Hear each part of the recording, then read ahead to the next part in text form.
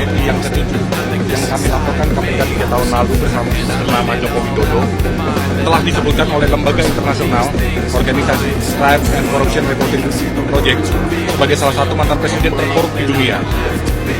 OCCRP menyebutkan bahwa Joko Widodo secara signifikan melemahkan Komisi Pemberantasan Korupsi. Selain itu, OCCRP juga menyebutkan bahwa Jokowi telah merusak lembaga pemilihan umum dan peradilan Indonesia yang menguntungkan ambisi politik putranya bernama Gibran Rakabuming Raka. Perilaku kekuasaan semacam ini patut diduga kuat telah dilakukan praktek KKN yang patut menjadi perhatian serius KPK agar pimpinan KPK yang baru dapat mengembalikan citra dan wibawa KPK kembali dan lepas dari stigma bayang-bayang kekuasaan mantan Presiden Joko Widodo. Berdasarkan hal itu, kami pada Selasa 7 Januari 2025 kembali datang ke KPK untuk menyatakan bahwa 1. Menyayangkan pernyataan KPK yang tidak secara tegas menyatakan akan mengusut dugaan korupsi Joko Widodo maupun keluarganya terkait ramainya respon publik terhadap rilis OCCRP. KPK menyebut hanya menunggu laporan dari masyarakat terkait hal tersebut. 2. Sikap KPK yang lembut dan pasif ini bertolak belakang dengan kasus yang menimpa tokoh politik dari partai politik yang bukan pejabat negara. Padahal KPK seharusnya mengejar pelaku korupsi yang berada di lingkaran kekuasaan atau mereka yang berada di lingkaran kekuasaan yang dilaporkan oleh masyarakat karena ada kerugian negara yang diakibatkan.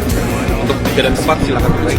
3. KPK yang bersikap pasif terhadap kasus dugaan korupsi Joko Widodo telah menguatkan asumsi yang kuat bahwa KPK bekerja untuk kepentingan menyelamatkan uang negara, bahwa KPK bekerja bukan untuk kepentingan menyelamatkan uang negara, tetapi demi kepentingan menyelamatkan penguasa, mantan penguasa, dan bahkan oligarki di lingkaran kekuasaan.